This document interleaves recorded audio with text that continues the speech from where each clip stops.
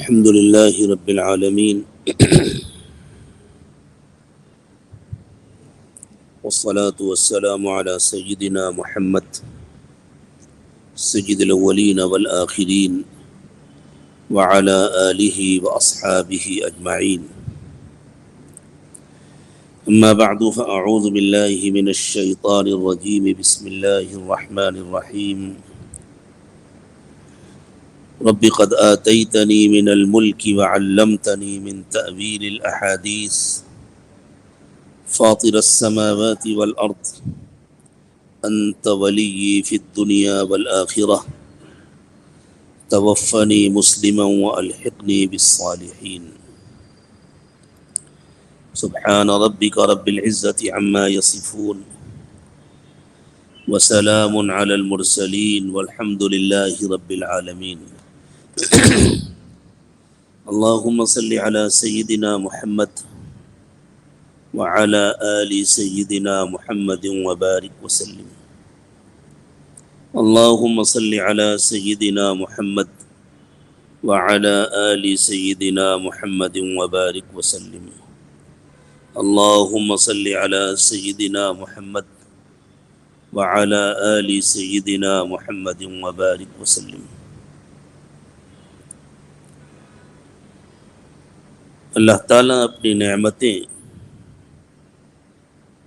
تقریباً ہر انسان کو عطا فرماتے ہیں، کسی کو کم کسی کو زیادہ، لیکن کوئی انسان ایسا نہیں ہے جس کو اللہ نے اپنی نعمتوں سے نہ نوازا. عام طور سے جو لوگ اپنی پریشانیوں کا رونا روتے رہتے ہیں، وہ بھی اگر سنجیدگی سے بیٹھ کر حساب لگائیں تو ان کی زندگی میں پریشانیاں کم ہوتی ہیں، نعمتیں زیادہ ہوتی ہیں. رونے دھونے کے مزاج کی وجہ سے وہ اللہ کی نعمتوں سے پورے طور پر فائدہ نہیں اٹھا پاتے، اور ان نعمتوں پر پریشانیاں غالب رہتی ہیں. اگر شکایت کا مزاج نہ ہو، رونے دھونے کا مزاج نہ ہو، اور انسان اللہ کی دی ہوئی نعمتوں پر شکر ادا کرے، تو اللہ تعالیٰ نے وعدہ فرمایا ہے لَإِن شَكَرْتُمْ لَأَزِيدَنَّكُمْ. اگر تم شکر گزار بنو گے تو میں تم کو اور نعمتیں دوں گا. تو شکر کے نتیجے میں نعمتوں میں اضافہ ہوتا ہے اور تکلیفوں کا احساس کم ہو جاتا ہے یا اللہ کے فضل سے ختم ہو جاتا ہے. انسانی زندگی اللہ نے ایسی بنائی ہے کہ نہ کوئی زندگی اللہ کی نعمتوں سے خالی ہو سکتی ہے، نہ کوئی زندگی تکلیفوں سے خالی ہو سکتی ہے.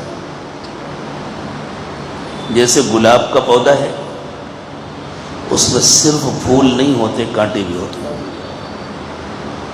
کانٹے نہیں چاہیے تو پودا کاٹ کر پھینک دو. پودا ہوگا، پھول چاہیے تو کانٹوں کو برداشت کرنا ہوگا. سمجھدار آدمی ان کانٹوں سے اپنا ہاتھ بچا کر آہستہ سے پھول توڑ لیتا ہے، وہ کانٹوں کی شکایت نہیں کرتا.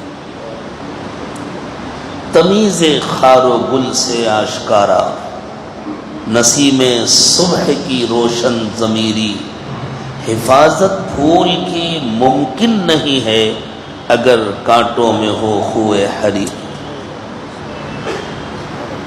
یہ اللہ تعالیٰ کا بنایا ہوا نظام ہے. جو کمظرف اور ناشکرا انسان ہوتا ہے، اس کی ساری زندگی شکایت میں اور رونے میں گزر جاتی ہے.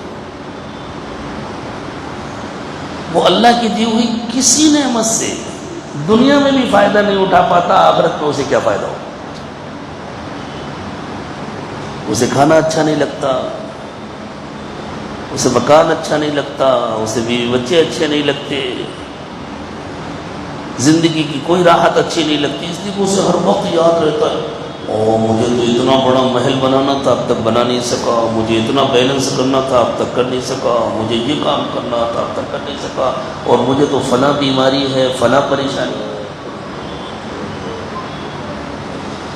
اور جو اللہ کے شکر گزار بندے ہوتے ہیں،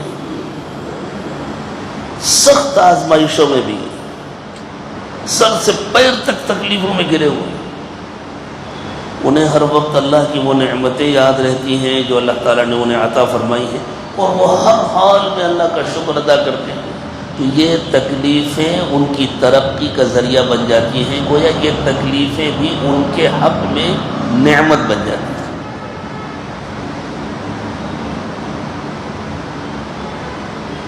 ایک شخص کو کسی نے دیکھا جس کے دونوں ہاتھ کٹے ہوئے تھے،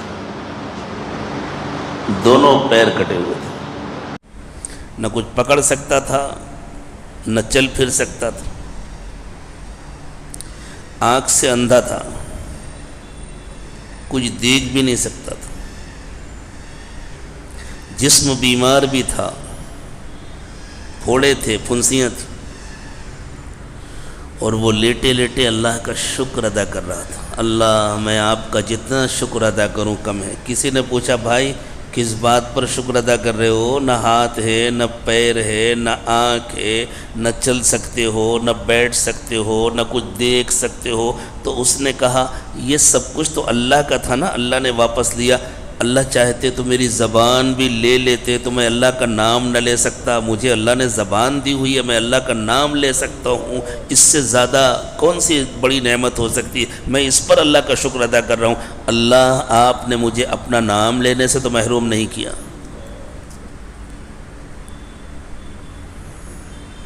شکر کا ایک مزاج ہوتا ہے۔ اللہ کرے اس رمضان میں ہمارا شکر کا مزاج بن جائے۔ ہماری اکثر تکلیفیں ہمارے ناشکری کے مزاج کا نتیجہ ہوتی ہیں، وہ ہماری اپنی پیدا کی ہوئی ہوتی ہے تکلیفیں، ورنہ تکلیفیں تو آتی ہیں انسان کو ترقی دلانے کے لیے، انسان کے درجات بلند کرنے کے لیے، انسان کی ہمت بڑھانے کے لیے۔ آپ گاڑی چلاتے ہیں، اگر بالکل برابر راستہ ہو تو آپ ٹاپ گیئر پہ چلتے رہتے ہیں نا، انجن کو زیادہ طاقت کی ضرورت نہیں پڑتی، ذرا چڑھائی آ جائے تب آپ گیئر چینج کرتے ہیں تو انجن کی طاقت بڑھتی ہے نا۔ اسی طرح اللہ تعالیٰ کی طرف سے بھی زندگی میں اونچ نیچ آتی ہے تاکہ انسان کے روحانی انجن کی طاقت بڑھے اور وہ زیادہ طاقت و قوت کے ساتھ سفر کر سکے۔ اب ایک آدمی اپنا گیئر چینج نہ کرے اور پھر شکایت کرے میری گاڑی بند ہو جاتی ہے، تو بھائی گاڑی کسی ایسے سبب سے نہیں بند ہوتی جو گاڑی کے اندر ہے، گاڑی اس سبب سے بند ہوتی ہے جو ڈرائیور کے اندر ہے۔ تو اب کس کے علاج کی ضرورت ہے؟ گاڑی کے علاج کی ضرورت ہے یا ڈرائیور کے علاج کی؟ بالکل اسی طرح زندگی تکلیف دہ بنتی ہے انسان کے اپنے مزاج کی وجہ سے، انسان کی اپنی سوچ کی وجہ سے۔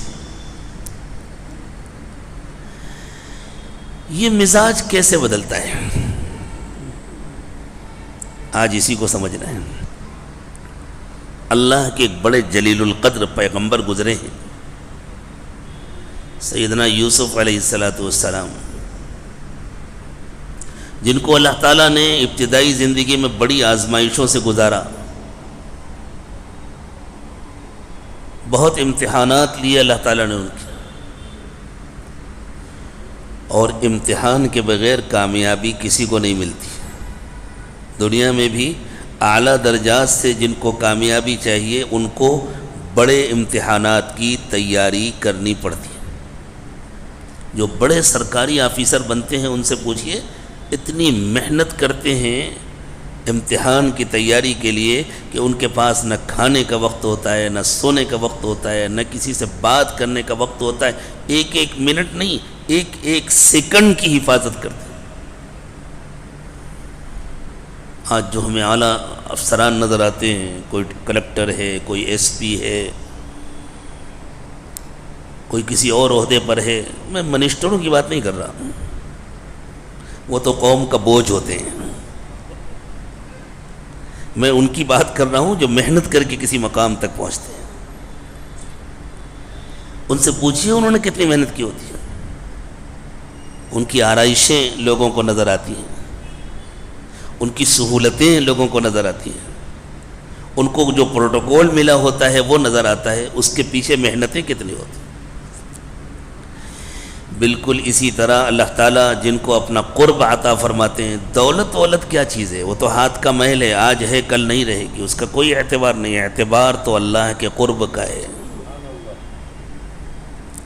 اعتبار تو ولایت کا ہے، اعتبار تو اللہ کی معیت ملنے کا ہے، اعتبار تو اس نعمت کا ہے جو قبر میں ساتھ جائے، جو حشر میں ساتھ جائے، جو پلسرات میں ساتھ ہو، جو جنت میں ساتھ جائے، اس کے ساتھ ساتھ دنیا دار الاسباب ہے، اللہ یہاں کی پریشانیوں سے بھی بچائے، یہاں کی ضرورتیں بھی اللہ پوری کرے بس۔ تو جس طرح دنیا میں بغیر محنت کے کسی کو کوئی بڑا عہدہ اور منصب نہیں ملتا، بغیر محنت اور بغیر آزمائش کے اللہ کا قرب بھی نہیں ملتا۔ سیدنا یوسف علیہ السلام کو بڑی آزمائشوں سے گزرنا پڑا، اور ہر پیغمبر کو آزمائشوں سے گزرنا پڑا، اللہ کے ہر ولی کو آزمائشوں سے گزرنا پڑتا ہے۔ اخیر میں اللہ تعالیٰ نے دنیا میں بھی حضرت یوسف علیہ السلام کو وہ سب کچھ دے دیا تھا جس کی ایک انسان کو تمنا ہو سکتی، عزت بھی، شہرت بھی، دولت بھی، اقتدار بھی، سب کچھ مل جانے کے بعد بھی انسان چاہتا ہے مجھے اقتدار ملے، میرا حکم نافذ العمل ہو، میری زبان سے جو لفظ نکلے وہ قانون بن جائے۔ یہ شان صرف اللہ کی ہے، ان الحکم الا للہ، کہ اللہ جو کہہ دیں وہ قانون بن جائے، باقی تو ہر انسان اللہ کا بندہ ہے، لیکن انسان تو یہی تمنا کرتا ہے نا، وہ خدا بننے کی کوشش کرتا ہے۔ سیدنا یوسف علیہ السلام کو حسن و جمال تو اللہ نے پہلے سے دیا ہوا تھا، خاندانی عزت و وجاہت تو ان کو پہلے سے حاصل تھی، خود نبی تھے، ان کے والد نبی تھے، ان کے دادا نبی تھے، ان کے پردادا نبی تھے،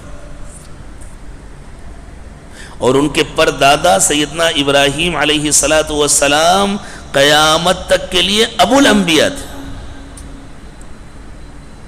حضرت ابراہیم علیہ السلام سے اللہ تعالیٰ نے وعدہ کر لیا تھا، ابراہیم اب قیامت تک جو بھی میرا نام لے گا وہ تم سے جڑا ہوگا، جس کو بھی میری محبت ملے گی وہ تمہارے دل کے راستے سے ملے گی، جتنے نبی پیدا ہوں گے تمہارے خاندان میں پیدا ہوں گے۔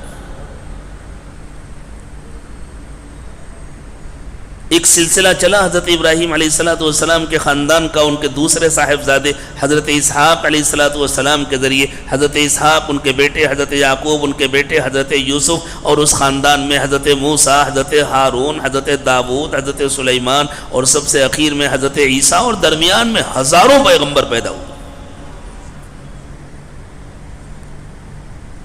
دوسرا سلسلہ چلا ان کے بڑے صاحبزادے حضرت اسماعیل علیہ السلام کے ذریعے، جن کی نسل میں امام الانبیاء سید المرسلین سیدنا محمد رسول اللہ صلی اللہ علیہ وسلم پیدا ہوئے، اور آج پوری دنیا میں اخلاص کے ساتھ صحیح منہج پر صحیح طریقے سے جو شخص بھی اللہ کا نام لیتا ہے اس کا رشتہ ہے حضرت محمد صلی اللہ علیہ وسلم سے، اور آپ کے واسطے سے حضرت ابراہیم علیہ السلام۔ تو خاندانی عزت وجاہت اللہ نے پہلے سے عطا کی ہوئی تھی، حسن ایسا دیا تھا کہ جو دیکھتا دیکھتا رہ جاتا۔ مصر کی عورتوں نے حضرت یوسف کے حسن سے متاثر ہو کر انگلیاں کاٹ لی تھی۔ کسی شاعر نے کہا حضور اکرم صلی اللہ علیہ وسلم کے حسن کو بیان کرتے ہوئے حسن یوسف میں مصر میں کٹی انگشت زنا،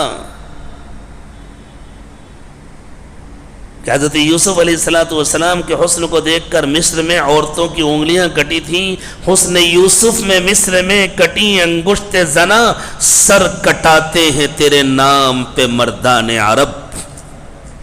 اے محمد صلی اللہ علیہ وسلم، آپ کے نام پر آپ کے حسن سے متاثر ہو کر عورتوں کی انگلیاں نہیں کٹتی، شہ سواروں کی مردوں کی گردنیں کٹتی۔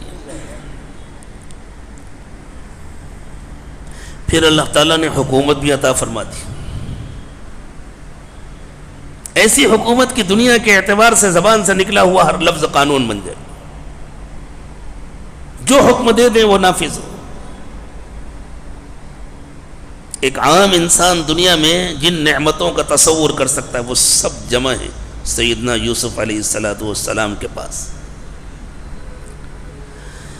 اور اللہ تعالیٰ نے حضرت یوسف علیہ السلام کی ایک دعا ذکر فرمائی ہے، ربی قد آتیتنی من الملک، اللہ آپ نے مجھے حکومت بھی دی ہے، وعلمتنی من تأویل الاحادیث، اور نبوت بھی دی ہے، دنیا کی حکمرانی بھی عطا کی ہے اور نبوت بھی عطا کی۔ کم ہیں ایسے انسان جن کو اللہ تعالیٰ نے حکومت اور نبوت دونوں ایک ساتھ عطا فرمائی۔ ان میں ایک حضرت یوسف علیہ السلام، دوسرے حضرت سلیمان علیہ السلام، اور سب سے کامل درجے کے حکمراں اور سب سے بڑے پیغمبر اور تمام انبیاء کرام کے سردار حضرت محمد صلی اللہ علیہ وسلم۔ یہ وہ عظیم ترین شخصیات ہیں جن کو اللہ تعالیٰ نے نبوت اور حکومت دونوں ایک ساتھ عطا فرمائی۔ حضرت یوسف علیہ السلام ان دونوں نعمتوں کا تذکرہ کرنے کے بعد فرماتے ہیں، فاطر السماوات والارض، اے آسمانوں اور زمین کو پیدا کرنے والے، یعنی سب کچھ آپ کا بنایا ہوا ہے، آسمانوں کو بھی آپ نے بنایا، زمین کو بھی آپ نے بنایا، میری روح آسمان سے آئی وہ آپ کی بنائی ہوئی ہے، میرا جسم زمین سے بنا اللہ وہ آپ کا بنایا ہوا ہے، مجھے جو کچھ ملا ہے اس میں سے میرا کچھ نہیں ہے، سب آپ کا دیا ہوا ہے، انت ولی فی الدنیا والآخرہ، اللہ آپ ہی میرے دوست ہیں، آپ ہی میرے کارساز ہیں، دنیا میں بھی اور آخرت میں بھی۔ یعنی جس طرح آپ نے دنیا میں اپنے فضل سے نعمتوں سے نوازا ہے، آپ نہ چاہتے نہ دیتے، میں آپ سے زبردستی تو نہیں لے سکتا تھا، آخرت میں بھی اللہ اپنی نعمتوں سے اور اپنے قرب خاص سے محروم نہ کیجیے گا۔ توفنی مسلما والحقنی بالصالحین، اللہ مجھے موت تک اپنا فرما بردار بنا کر رکھیے گا، جس وقت میری موت آئے تو فرما برداری کی حالت میں آئے، اور اللہ آخرت میں بھی مجھے اپنے نیک بندوں کے ساتھ اٹھائیے گا۔ کون مانگ رہا ہے یہ؟ اللہ کے نبی مانگ رہے ہیں۔ کیا اللہ کے کسی نبی کے بارے میں یہ سوچا جا سکتا ہے کہ اس کی وفات اس حال میں آئے کہ وہ اللہ کا فرما بردار، اس کی موت اس حال میں آئے کہ وہ اللہ کا فرما بردار نہ ہو؟ کیا اس کا کوئی تصور کر سکتا ہے؟ کوئی سوچ لے تو اس کا ایمان ڈگمگا جائے گا۔ پھر حضرت یوسف علیہ السلام یہ کیوں مانگ رہے ہیں؟ اور کیا اللہ کے کسی نبی کے بارے میں یہ سوچا جا سکتا ہے کہ اس کا حشر نیک بندوں کے ساتھ نہیں ہوگا، خدا نہ خواستہ کہیں اور ہوگا؟ کوئی سوچ لے تو اس کا ایمان خطرے میں پڑ جائے۔ پھر حضرت یوسف علیہ السلام یہ دعا کیوں مانگ رہے ہیں؟ اور اگر مانگ بھی لی تھی حضرت یوسف علیہ السلام نے، تو پروردگار عالم نے اس کو اپنی آخری کتاب قرآن پاک میں کیوں ذکر فرمایا؟ یہ تو کتاب ہدایت ہے نا، ہدایت کے معنی راستہ دکھانا، شہر رمضان الذی انزل فیہ القرآن ھدی للناس، رمضان کے مہینے میں قرآن اتارا گیا ہے لوگوں کو راستہ دکھانے کے لیے. تو قرآن کا ہر جملہ انسانوں کو راستہ دکھاتا ہے، ہر لفظ انسانوں کی رہبری کرتا ہے. تو سیدنا یوسف علیہ السلام نے کی یہ دعا اللہ تعالیٰ نے ذکر فرمائی ہے میری، آپ کی اور تمام ایمان والوں کی رہبری کے لیے. تو وہ کون سی رہبری ہے جو اس دعا کے اندر ہے؟ وہ رہبری یہ ہے کہ اللہ تعالیٰ ایمان والوں کو یہ سکھا رہے ہیں اپنے مزاجوں کو درست کرو، اور مزاجوں کا درست ہو جانا یہ تزکیے کا نتیجہ ہے. جب انسان کے نفس کا تزکیہ ہو جاتا ہے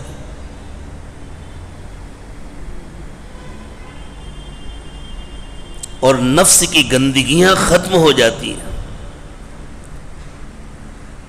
نفس کا فجور مغلوب ہو جاتا ہے، تقوی غالب ہو جاتا ہے. فجور کو پنپنے کا موقع نہیں ملتا. نفس کو اللہ تعالیٰ نے ایسا بنایا ہے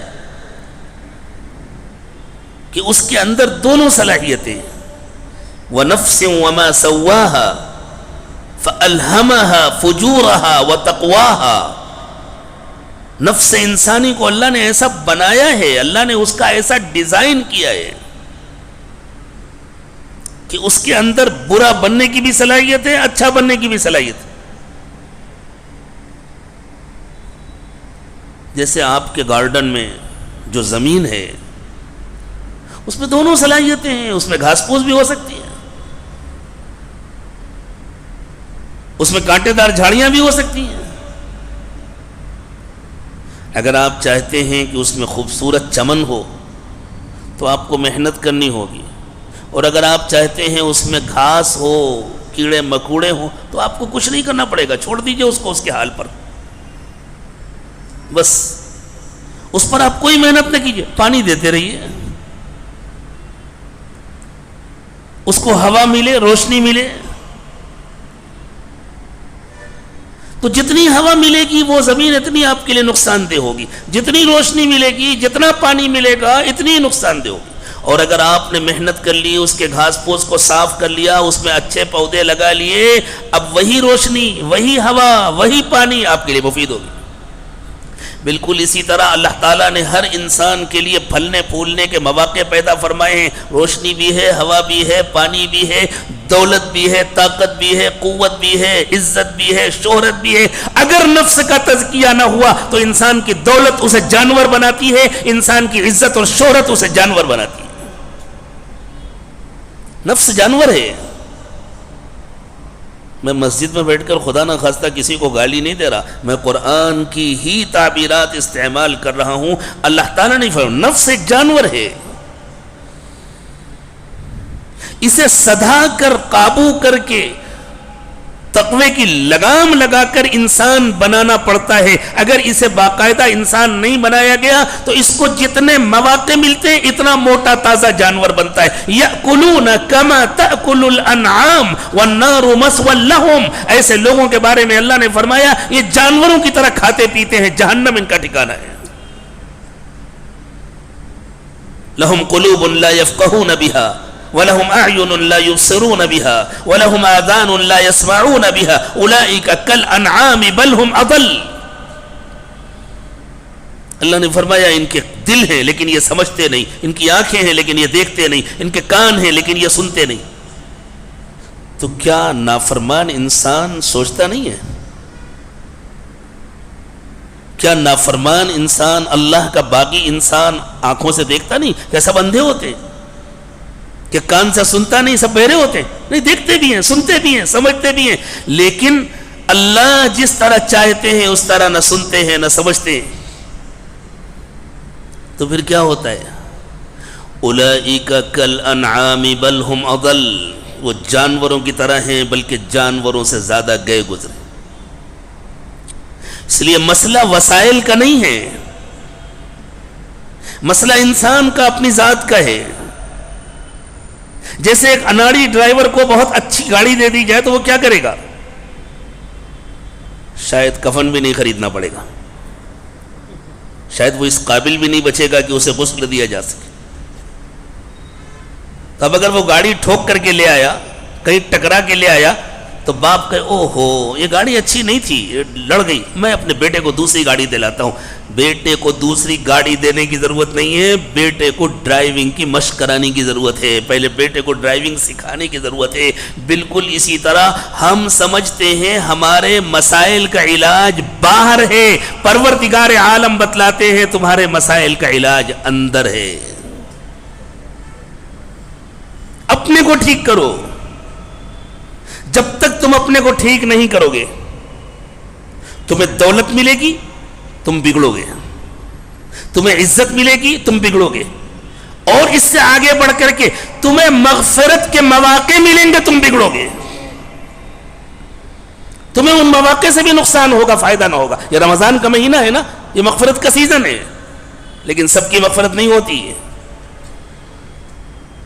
اسی لیے سیدنا جبریل امین نے اس موقع پر جب اللہ کے رسول صلی اللہ علیہ وسلم مسجد میں ممبر کی سیڑھیوں پر چڑھ رہے تھے، 3 مرتبہ دعا کی، اور حضرت حضور اکرم صلی اللہ علیہ وسلم نے ہر دعا پر آمین کہا۔ صحابہ کرام نے حضرت جبریل کی دعا تو سنی نہیں، حضور کی آمین سنی۔ بعد میں رسول اکرم صلی اللہ علیہ وسلم نے فرمایا حضرت جبریل آئے تھے، انہوں نے دعائیں کی تھی، میں آمین کہہ رہا تھا۔ کیا دعائیں مانگ رہے تھے؟ وہ برباد ہو جائے جس کو بوڑھے ماں باپ ملے اور وہ ان کی خدمت کر کے جنتی نہ بنے۔ تو ماں باپ اللہ کی کتنی بڑی نعمت ہے، لیکن اگر انسان کا اپنا اندر کا معاملہ ٹھیک نہیں ہے تو یہی ماں باپ اس کے جہنم میں جانے کا ذریعہ بنیں گے، جو ماں باپ اس کے جنت میں جانے کا ذریعہ بن سکتے ہیں۔ حضور نے آمین کہا۔ برباد ہو جائے وہ شخص جس کے سامنے حضور اکرم صلی اللہ علیہ وسلم کا نام نامی اسم گرامی آئے اور وہ درود و سلام کا تحفہ نہ بھیجے، حضور نے آمین کہا صلی اللہ علیہ وسلم۔ اور برباد ہو جائے وہ شخص جس کو رمضان کا مہینہ ملے اور اس کی مغفرت نہ ہو۔ اللہ، سب کی مغفرت نہیں ہوتی رمضان میں۔ کتنے ایسے ہیں جن کو رمضان میں افطار پارٹیوں کے سوا کچھ نہیں ملتا، کتنے ایسے ہیں جن کو رمضان میں کھانے پینے کے سوا کچھ نہیں ملتا، رات بھر ہوٹل آباد رہتے ہیں، ایسا لگتا ہے کہ یہ عبادت کا مہینہ نہیں ہے، سب کچھ چھوڑ کر کے کھانے پینے کا مہینہ ہے۔ 11 مہینوں کے مقابلے میں اللہ سے زیادہ دور ہونے کا مہینہ ہے، اللہ سے زیادہ غافل ہونے کا مہینہ ہے۔ کب ہوتا ہے یہ؟ جب انسان اندر سے بگڑا ہوتا ہے۔ جب تک انسان اندر سے اچھا نہیں ہوتا، نہ اسے دولت سے فائدہ ہوتا ہے، نہ اسے عزت سے فائدہ ہوتا ہے، نہ اسے شہرت سے فائدہ ہوتا ہے، نہ اسے خوبصورتی سے فائدہ ہوتا ہے، نہ اس کو صحت سے فائدہ ہوتا ہے، نہ اس کو مغفرت کے مواقع سے فائدہ ہوتا ہے۔ اور جب انسان اندر سے اچھا بن جاتا ہے تو اس کی دولت اس کی روحانی ترقی کا ذریعہ بنتی ہے، اس کی عزت اس کی روحانی ترقی کا ذریعہ بنتی ہے، اس کی شہرت اس کی روحانی ترقی کا ذریعہ بنتی ہے، اور مغفرت کے مواقع تو اس کو اڑا کر اللہ کے قرب کے اعلیٰ درجات تک پہنچا دیتے ہیں۔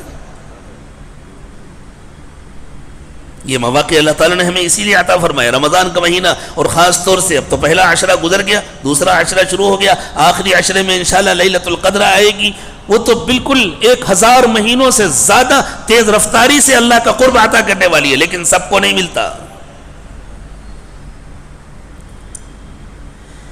اسی لیے میں نے آج آپ کو رمضان کے فضائل سنانے کی نیت نہیں کی، رمضان سے فائدہ اٹھانے کے لیے کیا ضروری ہے اس کو بتلانے کی نیت کی۔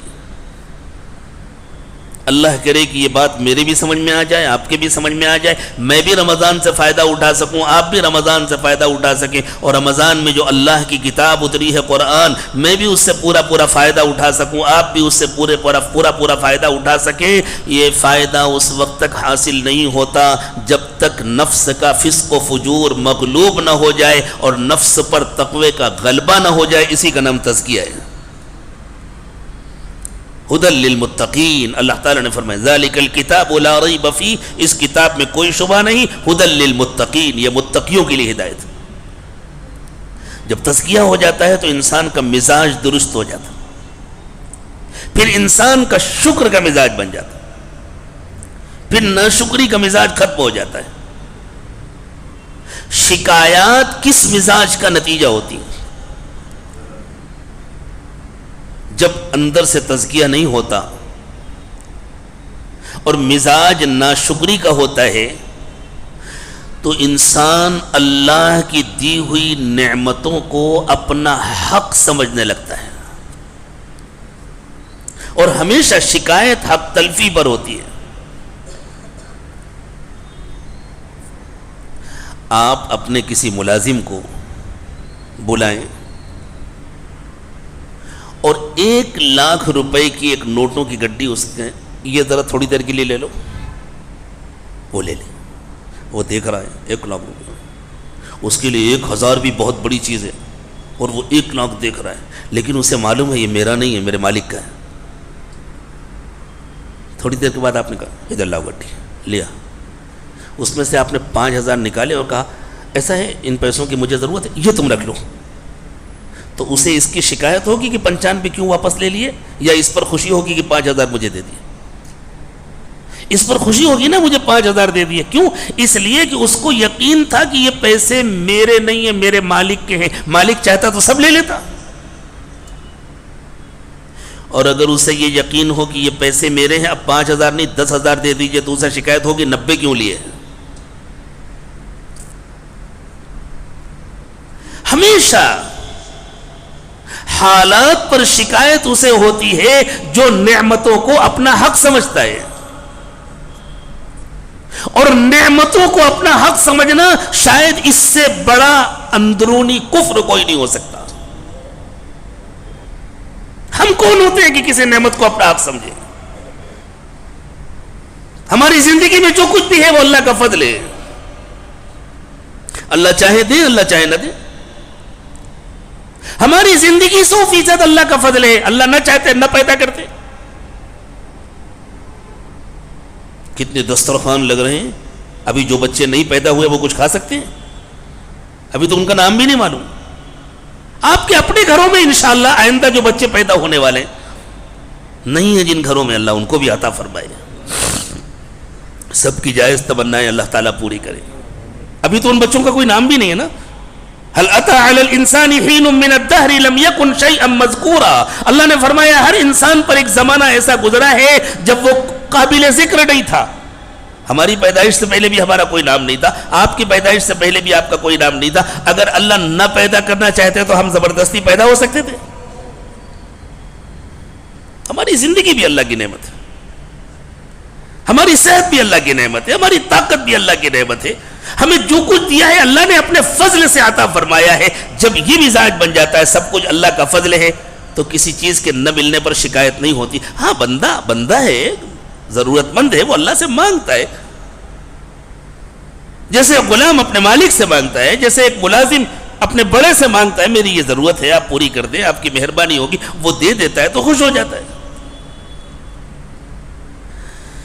جب یہ مزاج ہوتا ہے کہ جو کچھ ہے وہ اللہ کا دیا ہوا ہے تو بندہ ہر حال میں اللہ کا شکر ادا کرتا ہے، اور جو نعمت اللہ نے نہیں دی وہ مطمئن ہوتا ہے اللہ کی کوئی مصلحت ہوگی۔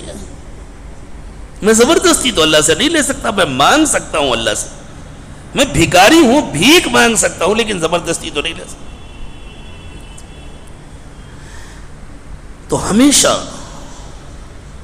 شکایت تب پیدا ہوتی ہے جب بندہ نعمتوں کو اپنا حق سمجھتا ہے، اور جس نے نعمتوں کو اپنا حق سمجھا اس نے گویا اپنی ذات کو خدا کے برابر سمجھا۔ مالک تو صرف اللہ ہے نا، اللہ مالک الملک ہے۔ اپنا حق سمجھنے کا مطلب یہ ہے کہ ہم اپنے کو کسی نعمت کا مالک سمجھ رہے ہیں، اور اگر اللہ واپس لے لے تبھی تو شکایت ہوتی ہے کہ ہماری چیز تھی واپس کیوں لے لیا۔ اللہ سب کچھ برداشت کر لیتے ہیں، شرک برداشت نہیں کرتے ہیں۔ جب بندہ اپنے کو خدا کے ساتھ شریک سمجھنے لگتا ہے پھر اللہ تعالیٰ اسے تنگنی کا ناچ نچاتے ہیں۔ ساری نعمتیں ہونے کے باوجود ہمیشہ اسے رونے پر مجبور کر دیتے ہیں. وہ اپنے اس مزاج کی وجہ سے ہمیشہ روتا رہتا. اب دیکھ لیں ایسے بڑے بڑے دولت مندوں کو جن کی جائیدادوں کا, جن کی دولت کا, جن کے بینک بیلنس کا کوئی حساب نہیں, اس کے باوجود روتے روتے مر جاتے ہیں. آپ ان کو بھی دیکھ لیں جو خالی ہاتھ ہیں, جن کے پاس کچھ بھی نہیں ہے, لیکن وہ ہمیشہ مسکراتے رہتے ہیں, اللہ سے خوش رہتے ہیں اور خوشی خوشی دنیا سے جاتے ہیں, اور جب واپس جاتے ہیں تو ان کو خوشخبری ملتی ہے, یا ایتھا النفس المطمئنہ ارجعی الی ربک راضیۃ مرضیہ. اے نفس مطمئنہ, آ جاؤ, واپس آ جاؤ, تم اللہ سے خوش تھے, اللہ تم سے خوش. فادخلی فی عبادی وادخلی جنتی, میرے نیک بندوں میں شامل ہو کر کے جنت میں چلے جاؤ. تو اللہ تعالیٰ یہ پیغام دے رہی سیدنا یوسف علیہ السلام کے حوالے سے. اگرچہ پیغمبروں سے اللہ کا وعدہ ہے کہ ان کا دنیا میں بھی انجام اچھا ہی ہوگا, آخرت میں بھی انجام اچھا ہی ہوگا, لیکن پیغمبروں کو بھی تو اس بات کا احساس ہوتا ہے کہ یہ جو اللہ نے وعدہ فرمایا یہ بھی تو اللہ کا فضل ہے, یہ جو اللہ نے ہمیں نعمتیں عطا فرمائی یہ بھی تو اللہ کا فضل ہے. جب اس نقطے پر ان کی نظر ہوتی ہے کہ میرا کچھ نہیں ہے, یہ سب اللہ کا فضل ہے, تو پھر ان کے دل سے دعا نکل, اللہ مہربانی فرما کر اپنا فضل جاری رکھیے گا, باقی رکھیے گا, واپس نہ لے لیجیے گا. اگر آج اللہ نے ہمیں کچھ عبادت کا موقع دے دیا ہے, کچھ ذکر و تلاوت کی توفیق عطا فرما دی ہے, تو دل کی گہرائیوں سے یہ دعا نکلنے, اللہ یہ سب آپ کا فضل ہے, آپ نے مہربانی فرمائی, اللہ آخری سانس تک اس مہربانی کو باقی رکھیے گا. یہی وہ احساس ہے جو راتوں کو تڑپاتا اور رلاتا تھا امام الانبیاء سیدنا محمد رسول اللہ صلی اللہ علیہ وسلم کو, اور اسی مزاج کی ترجمانی کی ہے پروردگار عالم نے حضرت یوسف علیہ السلام کے حوالے سے. یہی مزاج ہوتا ہے تمام انبیاء کرام کا, یہی مزاج ہوتا ہے تمام اولیاء عظام کا, یہی مزاج ہوتا ہے تمام مومنین کاملین کا. اللہ مجھے اور آپ کو بھی یہی مزاج عطا فرما دے. جس کو یہ مزاج مل گیا اس کے لیے رمضان کی ساری نعمتیں اور رحمتیں, اور جس کو یہ مزاج نہ ملا پہلے کٹورا لے کر اللہ کے دربار میں بھیک مانگے کہ یہ مزاج مل جائے, ورنہ کچھ بھی مل جائے باقی نہ رہے گا. جیسے تھیلی میں پیسے جمع کرے اور تھیلی نیچے سے پھٹی ہو, برتن میں پانی لیں اور برتن نیچے سے ٹوٹا ہو تو کچھ بچے گا. بالکل اسی طرح اللہ جتنی نعمتیں عطا فرما دے, رمضان میں ایک مرتبہ نہیں, پوری زندگی کی ہر رات لیلۃ القدر بن جائے, کچھ نہیں ملے گا اسے جس کا مزاج درست نہیں ہوا, جس کو لینے کا سلیقہ نہیں آیا, جس کو رکھنے کا سلیقہ نہیں آیا. تو اللہ تعالیٰ نے حضرت یوسف علیہ السلام کے حوالے سے اس مزاج کی ترجمانی فرمائی ہے, اور ہماری تربیت کے لیے ان آیتوں کو نازل فرمایا ہے کہ دیکھو اللہ کے جلیل القدر اللہ سے کتنا ڈر رہے ہیں اور مانگ رہے ہیں, تو پھر تم کو کتنا ڈرنا چاہیے اور تم کو کس طرح مانگنا چاہیے. اللہ آپ نے سب کچھ عطا فرمایا ہے. رب قد آتیتنی من الملک, اللہ یہ جو حکومت ملی یہ میرا حق نہیں ہے, آپ نے دیا ہے. وعلمتنی من تعویل الاحادیث, اور اللہ جو مجھے نبوت ملی یہ بھی میرا حق نہیں ہے, آپ نے دیا ہے. اللہ آپ ہی زمین اور آسمان کو پیدا کرنے والے ہیں, اللہ آپ ہی میرے دوست ہیں, آپ ہی میرا سہارا ہے, آپ ہی میرا کام بنانے والے ہیں. اللہ آپ نے جب یہ نعمتیں عطا فرمائی ہیں تو واپس نہ لے لیجیے گا. توفنی مسلمہ, اللہ آخری سانس تک مجھے اپنا فرما بردار بنا کر رکھیے گا. والحقنی بالصالحین, اور اللہ قیامت کے دن بھی مجھے نیک بندوں میں اٹھائیے گا. اللہ یہ دعا میرے حق میں, آپ کے حق میں اور تمام ایمان والوں کے حق میں قبول فرما لے. اس لیے میرے دوستو اپنے کو بدلنے کا ارادہ کرو. رمضان کھانے پینے کے لیے نہیں آیا, رمضان کھانا پینا چھوڑ کر کے اللہ کی عبادت کے لیے آیا ہے. بازاروں میں پھرنے والوں کو نہ میں روک سکتا ہوں نہ آپ روک سکتے ہیں, لیکن بازاروں میں پھرنے سے اپنے آپ کو تو میں روک سکتا ہوں, آپ روک سکتے ہیں. یہ مجمع نیت کرے آج سے عید تک انشاءاللہ ہمیں بازاروں میں نہیں پھرنا, افطار کی بڑی بڑی پارٹیاں نہیں کرنی. تم بھرے پیٹ لوگوں کو بلا کر کے افطار کراتے ہو, بھوکوں کے گھر جاؤ اور ان کے کھانے کا انتظام کرو. ننگوں اور بیماروں کے پاس جاؤ اور ان کی خدمت کرو. ان پیٹ بھروں کو تو اللہ نے پہلے سے دیا ہوا ہے کھانے کے لیے, اور کسی موقع پر دعوت کر لینا, بلا لینا. رمضان اللہ کو منانے کے لیے ہے, اللہ کو مناؤ. اللہ مجھے بھی توفیق دے, آپ کو بھی. وآخر دعوانا ان الحمد للہ رب العالمین.